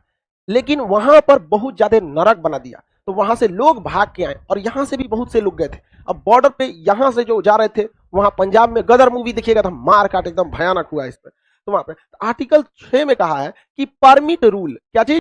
Permit rule. परमिट रूल मतलब आने जाने के लिए आपको एक परमिट, एक पर्ची पे लिखवाना पड़ेगा कि हम भारत छोड़कर अब सदा के लिए कहां जा रहे हैं? पाकिस्तान। और पाकिस्तान से अगर आ रहे हैं तो पाकिस्तान से परमिट लेना पड़ेगा कि हम पाकिस्तान छोड़कर सदा के लिए कहां जा रहे हैं? भारत। तो एक डॉक्यूमेंटेशन होगा कि नहीं होगा? तो परमिट रूल लागू हुआ आजादी के 1 साल के बाद। आजादी के कितना साल बाद है? 1 साल के बाद, 19 जुलाई 1948। 47 की 48, 1 साल बाद कहेंगे 48। तो परमिट रूल लग गया। 19 जुलाई 1948 से पहले बॉर्डर एकदम छुट्टा खेत था, जिसको मन भारत हेल जाओ, जिसको मन पाकिस्तान हेल जाओ, कोई दिक्कत नहीं। परमिट रूल को लागू किया गया 19 जुलाई 1948। अब आपको भगवान बुद्धि दिया है तो ये बताओ, परमिट रूल लागू होने से पहले अगर कोई भारत में आ गया तो उसका कोई रिकॉर्ड है? तो परमिट रूल लागू होने से पहले यदि कोई पाकिस्तानी भारत में आ गया, उसको कोई दिक्कत नहीं है, उसे नागरिकता ऐसे ही दे दी जाएगी, क्योंकि परमिट है ये नहीं है। वो देगा हम ये क्या है? समझ क्या? कहेंगे कागज दिखाओ तो अंग्रेजवा घर चला दिया मेरा, आजादी की लड़ाई लड़े थे अभी हम ही सवाल पूछेगा। हमारे यहाँ एक आदमी है, उनका पत्नी से नहीं जमता था। 1947 की बात है, दादाजी के मित्र थे वो। मेरे दादाजी तो खैर अब दुनिया में नहीं रहे। तो 1947 की लड़ाई जब चल रही थी यहाँ पे, तो वही 46 के आसपास का दौर था, 1946 से 47। उनके पत्नी से नहीं जम रहा था, मार हो गया पति पत्नी में। अब ई 2-3 लाठी दिए तो पौंसुल होता है ना, जिससे ऐसे मछली उछली बना है, ओकरा से इनको दे दी, ये कट गया, इसे भीषण बवाल हो गया वहां पर। लेकिन ये दोनों समझदार था, सब देखा, सब क्या हो जाके लिखवा दिया, सब अंग्रेजों से लड़ाई हुआ है, देखिए इसे मार के कपार फाड़ दिया ऐसे वहां। तो उसको थाना में उसका नाम दिया गया, अंग्रेज से लड़ाई में क्या हुआ है? पिटाया है यहाँ पे। अब उसका थाना में अभी भी जाइएगा ना तो उसका लिखा रहता है रिकॉर्ड में कि स्वतंत्रता की लड़ाई में ये भी पिटाया है, जबकि पिटाया किससे था? पत्नी से पिटाया। उसकी पत्नी भी 2-3 लाठी किससे पिटाई थी? पति से। उसका भी नाम है कि आजादी की लड़ाई ये भी लोग लड़े हैं। उनको कोई फंक्शन वंक्शन होता था ना शुरू में तो बुलाया जाता था, स्वतंत्रता सेनानी की तरह आइए यहाँ। समझ आ गया कि नहीं आ गया? लेकिन अभी के वक्त में आप पत्नी से पिटाए हैं तो चुपचाप रह जाइए, कोई स्वतंत्रता सेनानी नहीं। लेकिन वो भी एक तरह का आजादी का जंग है। तो बताइए, परमिट रूल समझिए ध्यान से, लागू कब हुआ था परमिट रूल? 19 जुलाई 1948। 19 जुलाई 1948 से पहले जो भी पाकिस्तानी आया उसके लिए कोई टेंशन नहीं है। जो इसके पहले आया, बताइए, जो इसके पहले आया उसके लिए क्या चीज है? No tension, no tension. लेकिन जो इसके बाद आया 19 जुलाई 1948, जो उसके बाद आया, तो आधा संविधान लिखा जा चुका था, पूरा लिखा गया 1950 में फाइनल हुआ पूरा, समझ गया? लेकिन आधा लिखा गया था। तो कहा गया कि परमिट रूल के बाद जो भी पाकिस्तानी आता है उसे डायरेक्ट नागरिकता नहीं मिलेगी। इस परमिट रूल के कौन आएगा? बाद। तो उसे 6 माह का क्या करना पड़ेगा? रजिस्ट्रेशन करना पड़ेगा। फिर क्या करना पड़ेगा?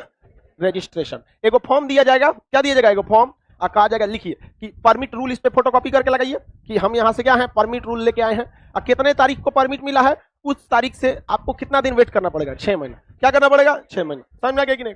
ये सवाल आपसे तभी पूछेगा जब आप किसी कंपटीशन, बड़े कंपटीशन की, कमीशन लेवल की तैयारी कर रहे हैं, जैसे पीसीएस हो गया, आईएएस हो गया, यूपीएससी, सब में। ग्रुप डी, खलासी, चपरासी में ये सब चीजें नहीं पूछता, ओकरा पता नहीं परमिट रूल क्या होता है। ग्रुप डी वाले को कौन सी परमिट चाहिए? वहां पे खाली ट्रेन का पटरी देखेगा, ढीला तो नहीं है, कस दो, क्या मतलब है उसको परमिट रूल से? समझा गया कि नहीं? इतना पढ़ा के उसको ग्रुप डी में ले जाएंगे, नौकरी कर पाएगा? आप ही बताइए, ज्यादा अगर पढ़ लीजिएगा तो छोट नौकरी में मन नहीं लगेगा। परमिट रूल लागू कब हुआ था? 19 जुलाई 1948 आर्टिकल 6 कहता है कि जितना लोग परमिट से पहले आ गए वो मलाई मार लिए। कोई आपको फॉर्म भरने का झमेला, भाई उस समय फॉर्म भरना अपने आप में एक आफत था।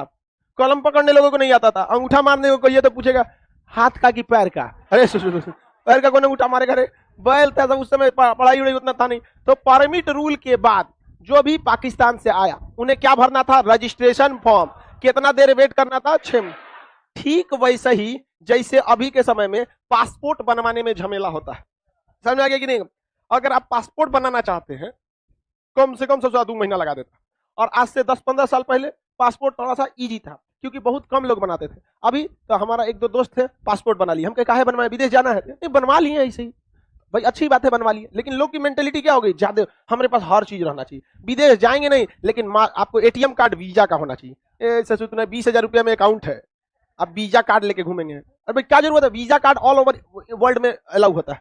क्या जो आप मेट्रो लीजिए, रुपए लीजिए, आपको कौन सा विदेश जाना है, लेकिन हाँ हमारा वीजा चाहिए, लो वीजा चाहिए। तो रजिस्ट्रेशन रूल कब लागू हुआ, रजिस्ट्रेशन रूल को ही क्या कहा जाता है, परमिट रूल। कौन सा रूल, परमिट रूल। किसी को कोई दिक्कत है परमिट रूल में? अब हम बात करते हैं, देखिए जो पाकिस्तान से आया हमने उसको नागरिकता दिया 2 आधार पर। परमिट रूल से पहले आ गया, चुपचाप तुम भारत के नागरिक। मिल्खा सिंह आए थे, तो जब मिल्खा सिंह आए तो आप देखे होंगे मूवी में कि वो लोग एक आर्मी के कैंप में बैठे हैं, अनाउंसमेंट हो रहा है कि फला आदमी आइए, किस चीज के लिए, रजिस्ट्रेशन के लिए। क्योंकि प्रारंभ में मिल्खा सिंह को लगा था कि वो पाकिस्तान में सरवाइव कर जाएंगे, उनके परिवार वालों को लगा कि ये लोग भी तो इंसान ही होते हैं, जरूरी नहीं कि 2 पैर पे चलने वाला हर आदमी इंसान ही हो। तो उन लोगों ने मिल्खा सिंह के परिवार को मार डाला था, वहां पे बहुत लोग शहीद हुए वहां पे। और जब वो लोग आए तो उन्हें कौन सा रूल फॉलो करना पड़ा, कौन सा रूल, परमिट। कितने महीने बाद नागरिकता मिलेगी। अब हम बात करते हैं आर्टिकल 7 की, किसकी, आर्टिकल 7। किसी को आर्टिकल 5 में बताइए, प्रारंभ में नागरिकता किसके द्वारा दिया गया, आर्टिकल, पाकिस्तानियों को नागरिकता आर्टिकल, क्या उन्हें पाकिस्तानी कहेंगे, नहीं कहेंगे, बेचारा मजबूर है तो खुद भाग के आ रहा है। अभी कहिएगा कि मिल्खा सिंह को पाकिस्तानी, तो ये जन्म पाकिस्तान में हुआ, बट वो सब कुछ उनका क्या था, हिंदुस्तान में। अगर परमिट से पहले आ गए कोई झमेला, अब परमिट के बाद आए तो दूगो झमेला। पहला क्या भरिए, फॉर्म, रजिस्ट्रेशन फॉर्म, कै महीना वेट कीजिए, अब 6 महीना बादो लग जाएगा। अगर भीड़ लंबा रहेगा तो आपको 7 महीना लग जाएगा, 8 महीना लग जाएगा, है कि नहीं है। तो 6 महीना तो मिनिमम कर रहा है, तो झमेला है कि नहीं यहाँ पे। अब भारत से भी बहुत सारे लोग कहाँ गए थे, पाकिस्तान। भारत से भी कहाँ चले गए थे, पाकिस्तान।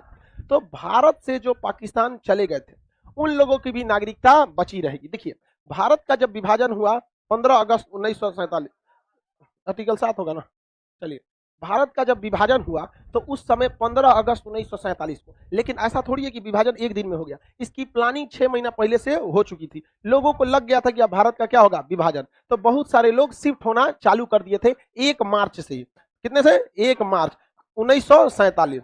तो भारत से बहुत से लोग पाकिस्तान कब जाने लगे, 1 मार्च 1947, 1 मार्च 1947, समझ में गया। तो जो लोग 1 मार्च 1947 से पहले चले गए कोई रिकॉर्ड नहीं है, लेकिन जो लोग 1 मार्च 1947 के बाद गए हैं, कहां पर, 1 मार्च 1947 के बाद कहां चले गए हैं, पाकिस्तान। लेकिन बेचारे वहां जाने के बाद उनके जीवन क्या हो गया है, नरक हो गया। देखिए हम सबका नहीं ना, अब ऐसे कह देंगे जो भी पाकिस्तान गया, अब ये कोई 1932 का गया है, कोई 33 का गया, सबका रिकॉर्ड नहीं ना रखेंगे। एक रिकॉर्ड कब का रहना चाहिए, 1 मार्च 1947। तो जो लोग 1 मार्च 1947 के बाद कहां चले गए, पाकिस्तान, और वहां पर विभाजन के बाद भी कहां चले गए, पाकिस्तान, क्योंकि विभाजन तो इसके बाद ना हुआ। तो अगर विभाजन के बाद या विभाजन से 6 महीना पहले, तो विभाजन से लगभग 6 महीना पहले क्या आ जाएगा, मार्च। तो अगर जो भारतीय जो जन्म कहां लिया, भारत, अगर 1 मार्च 1947 के बाद, हम इसे भी कह सकते हैं कि आजादी के बाद, बात लगभग बराबर पड़ जाएगा। तो अगर वो कहां चले गए, पाकिस्तान। लेकिन अगर उनको पाकिस्तान सही नहीं लगा, उनको लग गया कि ये गलत देश में हम आ गए, अगर वो भी लौट के आएंगे तो ये उतना महान देश है कि उसके बावजूद उनको नागरिकता देगा। सोचिए आजादी, वरना हम लोग क्या कर सकते थे, तुम ही ना गया था रे चुट्टा, तुमको कौन बोला था जाने के लिए, भाग, वहीं रहो, वहां पर वहीं रहते लोग तो अब तक घोड़ा बैल की तरह बांध के मारते रहते वहां पे। पता चला कोई आपसे, पाकिस्तान में क्या है, आपसे कोई संतुष्ट नहीं है, मार देगा, समझ में गया कि नहीं, एकदम सीधे कर मार देगा, समझ में रहा कि नहीं आराम। उन लोग कोई ज्यादा सुनता नहीं है। एक पॉलिटी की बैच में ही, पिछले बैच में लॉकडाउन में ऑनलाइन जब पढ़ा रहे थे, तो उस समय 3 तलाक पर हाल ही में प्रतिबंध लगा था। तो करंट का सवाल था, तो हम डिसीजन बता रहे थे, जज ने क्या क्या तर्क देके डिसीजन किया। तो जज साहब ने तर्क दिया था कि जब शादी के वक्त में गवाह रहते हैं तो तलाक के वक्त में गवाह क्यों नहीं रहते। तो हम बच्चों को समझा रहे थे कि देखो सुप्रीम कोर्ट के जजों ने ऐसा ऐसा बात कहा कि जब शादी के वक्त ऐसा है तो तलाक के वक्त में क्यों नहीं है। ये वीडियो क्लिप किसी ने काट के यूट्यूब पर डाल दिया, ऐसा छाती पीट रहा था सबकी, खान सर बर्बाद कर देगा हम लोग को, कैसा कैसा सवाल पूछता है। अरे हम कैसा कैसा सवाल पूछ रहे थे, हम तो बच्चों को पढ़ा रहे थे, घोंचुओं को थोड़े पढ़ा रहे थे, हम उन्हें पढ़ा रहे थे जिनको समझ है सुप्रीम कोर्ट क्या होती है। समझ में कि नहीं आ गया। अब भैया उसको कह रहा है सबकी छाती पीट रहा है, बर्बाद कर देगा हम लोग को, खतरे में है इसके वजह से धर्म। अरे भैया धर्म है कि टाइटेनिक जहाज खतरे में चलाएगा। हम अपनी सामान की रक्षा कर सकते हैं कि नहीं बताओ बबुआ, ये हमारा मोबाइल है, इसकी रक्षा करने आप आएंगे कि हम आएंगे। तो दुनिया में जितना भी धर्म है ना वो भगवान का धर्म है, वो अपनी धर्म की रक्षा कर लेगा। अपने को भगवान से ऊपर मत समझिए, इतनी भी इंसान की हैसियत नहीं हो गई कि भगवान की संपत्ति को बचाने अदना सा इंसान चल गया हम धर्म बचाएंगे। बहुत बड़ा परिवार बचा ले बहुत है, धर्म बचाएंगे लोग। यहाँ पर धर्म बचा सकता है, ऊपर वाले का धर्म होता है। समझ आ गया कि नहीं। रावण भी जब अत्याचार कर रहा था तो कोई आदमी गया था बचाने, कौन आए थे? राम जी। कौरवों का जब अत्याचार हुआ था तो कौन आदमी गया था? वैसे होगा। उसी तरह पृथ्वी पर जब भी अत्याचार होगा फिर भगवान आएंगे लोग। अब की बार आएंगे कल की महाराज साहब। समझ आ गया कि नहीं? चलो ध्यान से समझते हैं। तो पाकिस्तान वगैरह में क्या हुआ कि आप कुछ भी बोलिएगा आपकी लोगों को बात नहीं सुनेंगे, जबकि हमने किसकी बात बोला था? सुप्रीम कोर्ट के। सुप्रीम कोर्ट कौन सा बड़ा बात बोल दिया था? आप कह दी कि नहीं भैया धार्मिक नियम में आप ना इस ससुरा बर्बाद कर देगा। हम कौन सी बर्बाद करेंगे भाई? हम बोलने जाते हैं किसी को धार्मिक मामले में। तो 1 मार्च 1947 के बाद जो भी आया, जो अभी पाकिस्तान से कहां आया? भारत में। कहां से आया भाई? जो कहां चला गया था? भारत से पाकिस्तान गया था। भारत से कहां गया था? और अगर लौट के फिर कहां आएगा? इंडिया में। तो उसे नागरिकता देंगे कि नहीं देंगे? देंगे। उसे भी 6 महीने का रजिस्ट्रेशन करा के, कितने महीने का? 6 महीने। उसे क्या दे दीजिएगा? नागरिकता दे दीजिएगा। क्या दे दीजिएगा? नागरिकता। इसमें कौन को नागरिकता देता है? जो लोग कहां से आए हैं? पाकिस्तान से डायरेक्ट इंडिया आए हैं। पाकिस्तान से डायरेक्ट इंडिया। अगर वो परमिट से पहले आ गए कोई झमेला नहीं, परमिट के बाद आए कितनी झमेला? 2। परमिट के बाद क्या कोई झमेला? 2। पहला भरिए फॉर्म, दूसरा करिए वेट, कम से कम 6 महीने। भारत का अधिकारी है, ज्यादा से ज्यादा कितना झेला देता है। आप आवासीय निवास आधार कार्ड में सुधार करते होंगे तो कितना लगता हो? हम अपने आधार कार्ड में सुधार करवाएं, समझ में आ गया कि नहीं आ गया? तो उस आधार कार्ड में सुधार कराएं तो पता चला कि जुलाई में सुधार दिए थे, अभी आया है सितंबर में। सुधार होके कब आया है? सितंबर में। तो ये 5G जमाना है, तो सोचिए उस समय क्या हुआ होगा यहाँ पर। अब ये बताइए आर्टिकल संख्या 7 किसके बारे में बोलता है? आर्टिकल संख्या 7 कहता है कि जो लोग भारत को छोड़कर पाकिस्तान पर चले गए लेकिन पाकिस्तान से वापस भारत आएंगे उन्हें भी हम अपनी नागरिकता देंगे। यदि वो 1 मार्च 1947 के पहले गए हैं, कोई रिकॉर्डे नहीं है, लेकिन 1 मार्च 1947 के बाद कहां गए हैं? भारत, पाकिस्तान। लेकिन अगर लौट कर आएंगे तो भारत की नागरिकता दी जाएगी कि नहीं दी जाएगी? समझ में आ गया कि नहीं आ गया? कौन सी किताब लेकर बैठा ले छोटका तू? सब बैठा लो वहां पे, छोड़ दो सब, दिमाग कंफ्यूजन हो जाएगा। ठीक है, ज्यादा इधर उधर किताब उताब में नहीं। बहुत आजकल के लड़का सब में न होता है कि 5 गो 6 गो किताब पढ़े। खास करके जिसको यूपीएससी का भूत सवार होगा और जिसको पीसीएस का होगा वो समझेगा कि हम पॉलिटी का कम से कम 5 गो किताब पढ़े। देख बाबू, अगर हम 10 सपोज कीजिए 1 फीट गहराई 50 जगह खोद दे तो टोटल कितना खोदे? 50 फीट। क्या पानी निकलेगा? लेकिन एक ही जगह हम कितना खोद दे? 50। पानी निकलेगा? तो आप 50 गो किताब मत पढ़िए, एक के किताब को 50 बार पढ़िए। समझ रहा है?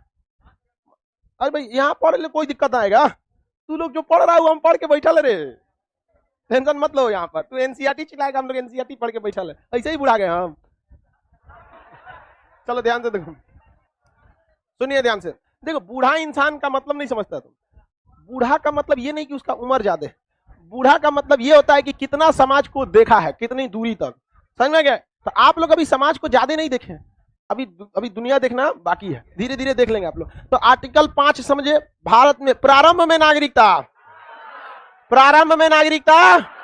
5 में, पाकिस्तान से भारत आए लोगों को नागरिकता 6 में, भारत से गया पाकिस्तान लौट के आया वापस किसमें? 7। किसमें? अच्छा ये बताइए 8 में कह रहा है कि अगर कोई व्यक्ति विदेश में जाता है, कहा जाता है विदेश जाता है, कहां जाएगा? विदेश। अब विदेश जा रहा है वो घूमने के लिए यानी पर्यटन के लिए भी जा सकता है, नौकरी के लिए भी जा सकता है, या फिर वो शिक्षा के लिए भी जा सकता है, पढ़ने भी जा सकता है, शिक्षा के लिए भी जा सकता है, किसी चीज के लिए जा सकता है विदेश में। तो क्या विदेश चला गया और वहां वो नौकरी कर रहा है, 2-4 साल 6 महीना नौकरी कर रहा है, अब मान के चलिए पति पत्नी दोनों गए, वहां उनका बच्चा हुआ, तो क्या उस बचवा को नागरिकता देंगे कि नहीं देंगे जी? अरे भाई बसने थोड़ा गया था, नौकरी करने गया। हमारे यहाँ से 55 लाख से ज्यादा लोग विदेशों में काम करते हैं, 55 लाख से ज्यादा लोग, क्या उनकी नागरिकता छीन लेंगे? हमारे यहाँ लाखों लोग विदेश पर्यटक घूमने जाते हैं, मालदीव, श्रीलंका, इधर उधर दुनिया भर का, कोई बांग्लादेश जाएगा, कोई अमेरिका जाएगा, समझ में आ गया कि नहीं आ गया? क्या नागरिकता छीन लेंगे? नहीं छीन सकते। तो विदेश भ्रमण या विदेश नौकरी या विदेश में कुछ भी करने पे क्या नागरिकता छीनी जा सकती है? नहीं। हम विदेश चले जाएंगे, हमारी नागरिकता छीन लेंगे जी? नहीं छीन सकते। समझ आ गया कि नहीं? हाँ, बशर्ते आपको जाने के लिए पासपोर्ट होना चाहिए। पासपोर्ट ये बताता है कि आप भारत में कोई बहुत बड़ा क्राइम नहीं किए हैं, आपको हम अनुमति देते हैं। और उस देश में आने का क्या होना चाहिए? वीजा होना चाहिए। समझ में आ गया कि नहीं? हमको अमेरिका में लेक्चर था इंडियंस के, हमारे पास पासपोर्ट नहीं था, हम जाए कैसे? तो हमको वीडियो कॉन्फ्रेंसिंग में क्या करना पड़ा? वीडियो कॉन्फ्रेंसिंग करके एकदम बढ़िया से वीडियो कॉन्फ्रेंसिंग कर दिया। ऐसे हॉल था वहां पर, वहां कैसे लाइव वालों को यहाँ से देख लेते हैं, दिख रहा है बकलवा, दिख रहा है लाइव वाला, यहाँ से हम लोग सब देख लेते हैं। तो वीडियो कॉन्फ्रेंसिंग से क्लास ली। और अगर भाई वीजा पासपोर्ट रहता तो वहां चल जाते हैं वहां पे, लेकिन ठीक माहौल भी नहीं था वहां पर, क्योंकि कोरोना पीक पर था, मई का महीना था और कोरोना क्या था? एकदम पीक पर, भयानक। भारत में 4 लाख मरीज मिल रहा था, हम कहना ना, अमेरिका वीजा भी नहीं दे रहा था भारत के लोगों को, कह रहा तुम लोग अपने कोरोना है, तो उस समय जा भी नहीं सकते। लेकिन अगर जाना है तो हमारे पास क्या होना चाहिए? पासपोर्ट। नियम के तहत जाइए, आपकी नागरिकता छीनी जाएगी? नागरिकता नहीं छीनी जाएगी। लेकिन आर्टिकल 9 में कहता है कि सटलत गइल, ट्रैक्टर के पीछे क्या लिखा है? सटलत गइल, मैंने ट्रैक्टर से दूरी बनाते रहिए, ट्रैक्टर से सट के चलेंगे तो चल गए। तो आर्टिकल 9 क्या कहता है? सटलत गइल।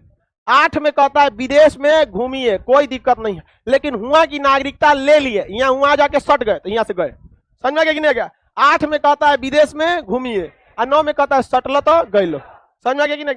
अगर वहां सट गए तो यहाँ क्या खत्म? सानिया मिर्जा छुट्टा सांड की तरह लाहौर में घूम रही है। किस आर्टिकल के तहत? 8। लेकिन उसको 9 पता है सटलत गइल। अगर वो पाकिस्तान की नागरिकता ले ली, भारत का खत्म। भारत का गृह मंत्रालय टुकु टुकु देख रहा है, तू ले हुआ ले, लेकिन वो सचरी बहुत होशियार है, वहां की नागरिकता नहीं। कितना होशियार है? पति के नाम पर पूरा रौंद के रखी है पाकिस्तान और अपने नाम पर रौंद लग ले है पूरा हिंदुस्तान। समझ आ गया कि नहीं आ गया? लेकिन उसको पाकिस्तान में शादी करना चाहिए था। अरे भाई इतना जल्दी था, बोलती इधर हम लोग भी खोजवा देते। समझ में आ गया कि नहीं आ गया? तो चलो ध्यान से, हल्ला नहीं करो। तो बताइए 8 में क्या दे रहा है? विदेश भ्रमण से कोई दिक्कत नहीं। और 9 में क्या कहता है? सटलत। यदि आपने कौन सी नागरिकता ले ली? विदेश। अगर आपने लिया विदेशी नागरिकता तो जैसे लीजिएगा भारत की नागरिकता समाप्त, भारत की नागरिकता समाप्त। आर्टिकल 10 में कहता है कि किसी भी व्यक्ति की नागरिकता आप तब तक नहीं छीन सकते हैं जब तक उसने कोई देश विरोधी काम नहीं किया है, जब तक उसने कोई देश विरोधी काम नहीं। तो आर्टिकल 10 में भारत के नागरिकों की नागरिकता की सुरक्षा, आर्टिकल 10 में किसकी सुरक्षा है? नागरिकता की सुरक्षा। लेकिन हमारा नागरिकता कब सुरक्षित रहेगा? जब तक हम देश की अच्छाई के काम करें। समझ आ गया कि नहीं आ गया? किसी को कोई दिक्कत? जैसे मान के चलिए हमारे लिए देश की खुफिया जानकारी लग गई हाथ में, या फिर हम अब देश की कुछ गोपनीय जानकारी लीक कर देंगे तो देश के लिए अच्छा है? और देश के लिए अच्छा नहीं है। तो हमारे गृह मंत्रालय, संसद भवन क्या कर देगा? हमारी नागरिकता रद्द कर। जैसे रद्द करेगा, मेरा पैन कार्ड गया, आधार कार्ड गया, ड्राइविंग लाइसेंस गया, पासपोर्ट गया, वीजा मिलेगा नहीं, मकान गया, जमीन की रजिस्ट्री गई, बैंक का पैसा गया, गाड़ी का कागज गया, बस कपड़ा पहन के घूमिए। सब खत्म। भाई आप नागरिक नहीं है, आपको हम गाड़ी का पेपर कैसे देंगे? जमीन की रजिस्ट्री आप कैसे कर लेंगे? विदेश का आदमी जमीन की रजिस्ट्री कराएगा? नहीं, खत्म कहानी। तो देख लो बबुआ, जो जितना कूदता है वो सब किसके बदौलत? नागरिकता का। इसलिए संविधान वालों ने कहा था कि बिना मतलब किसी की नागरिकता नहीं छीन सकते, वरना मोदी जी कहते कि जितने विपक्ष के नेता हैं सबकी नागरिकता खत्म कर दो। ले कुल खत्म, कुल खत्म, व्यवस्था खत्म। आप विदेश के नागरिक हो, अगर आपके पास नागरिकता नहीं है आप प्रचार चुनाव में नहीं कर सकते, किसी का विरोध नहीं कर सकते यहाँ पर। समझ आ गया कि नहीं आएगा? और गृह मंत्रालय अभी अमित शाह के पास है। समझ में आ गया कि नहीं आ गया? तो आर्टिकल 10 में क्या कर रहा है? जब तक वह देश विरोधी काम नहीं किया तब तक उसकी नागरिकता नहीं छीन सकते। अगर बहुत ही गलत काम कर दिया, जघन्य अपराध कर दिया तो उसकी नागरिकता छीन लीजिए। अगर कोई पागल हो गया तो उसकी नागरिकता छीनेगी कि नहीं छीनेगी? जरूरी है भैया छीन लेना। वो पागल को अगर आप ड्राइविंग लाइसेंस, अगर नागरिकता नहीं छीनेंगे, वो ससुरा बन जाएगा, ड्राइविंग लाइसेंस बनवा लेगा, अब पगला लेके ट्रक घूमेगा, ओ मैं निकला गड्डी लेके मातूर तार के निकाल देंगे आप। अरे भाई पगला का ड्राइविंग लाइसेंस नहीं बनना चाहिए। पता चला अगर आपने उसको नागरिकता दे रखा है तो पगला बनवा लेगा अपना पासपोर्ट और जहाज में बैठ के कहेगा ओ रे बाप रे, गिरा देगा ससुरा, पायलट को घुस के दांते काट लेगा, क्या करिएगा? दिक्कत होगा कि तो बताइए, पागल इंसान की नागरिकता रद्द करनी चाहिए कि नहीं? देश विरोधी काम करेंगे तो रद्द करना चाहिए कि नहीं? रद्द कर देना चाहिए। समझ में आ गया कि नहीं आ गया? बहुत जघन्य अपराध कर देंगे तो रद्द कर देना चाहिए कि नहीं करना? उनकी नागरिकता रद्द कर देनी चाहिए। समझ में आ गया कि नहीं गया? हमारे हिसाब से महिलाओं पर जो एसिड अटैक और रेप जैसी घटनाएं होती हैं, इनसे नागरिकता ही छीन लेनी चाहिए। आप कुछ मत कीजिए, कोई सजा मत दीजिए, बस नागरिकता छीन लीजिए। देखिए उसकी जिंदगी नरक नहीं हो जाएगी तब कहिएगा। उसको कुछ नहीं मिल सकता, कुछ भी नहीं। आप उसको 20 तमाचा मारेंगे ना, पुलिस उसको वैल्यू नहीं देगी। कहाँ का रे? तो देखिए, अगर वो विदेश का रहेगा तो कहेगा ना अमेरिका का नागरिक है। यहाँ कहेगा कहाँ का है तो कहीं का ना है। भाई यहाँ पे कहीं का नहीं है तो एफआईआर कौन नाम पे करेंगे तुम्हारा? एफआईआर के लिए एफआईआर करने वाले का एग्जैक्ट गांव पता होना चाहिए। और जब आप विदेश के नागरिक हैं ये नहीं है, अब भारत ने आपकी नागरिकता छीन लिया, गए कहां से? समझा गया नहीं? पलियर के बानर हो गए आप, कुछ भी नहीं कर सकते हैं। कोई मकान नहीं दे सकता आपको। आप मकान लेते होंगे, आधार कार्ड मिला होगा कि नहीं? होटल में रहने जाइए, आधार कार्ड लगेगा कि नहीं? ट्रेन में टिकट बुक कराइए, आधार कार्ड मांगता है। हवाई जहाज में बुक कराइए, आधार कार्ड मांगता है। कहीं मांगता है। नागरिकता खत्म, आधार कार्ड गया। चुपचाप चौराहा पे बैठल रहिए। क्या है तो एसिड अटैक किए थे, क्या है रेपिस्ट है, जाइए वहां पे, कौन आएगा 4 तमाचा मारेगा आपको। तो ऐसा कानून मित्रों होना चाहिए कि नहीं होना चाहिए?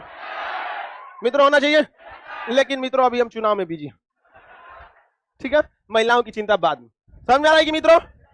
चलिए ध्यान आप गर्ल्स लोग को भी आवाज उठाना चाहिए इसमें, उनकी नागरिकता खत्म कीजिए। और जब तक डर नहीं रहेगा ना, कोई नहीं खिलाफ। आप तनिक विधायक की लड़की को छेड़ के देखिए, हाई मत, फॉर्च्यूनर से कचार देगा आपको आके लेकिन आप एक गरीब मजबूर की अभी बेचारी हाजीपुर में सुप्रिया नाम की उसको इतना बुरा मारा गया उस लड़की को बेचारी।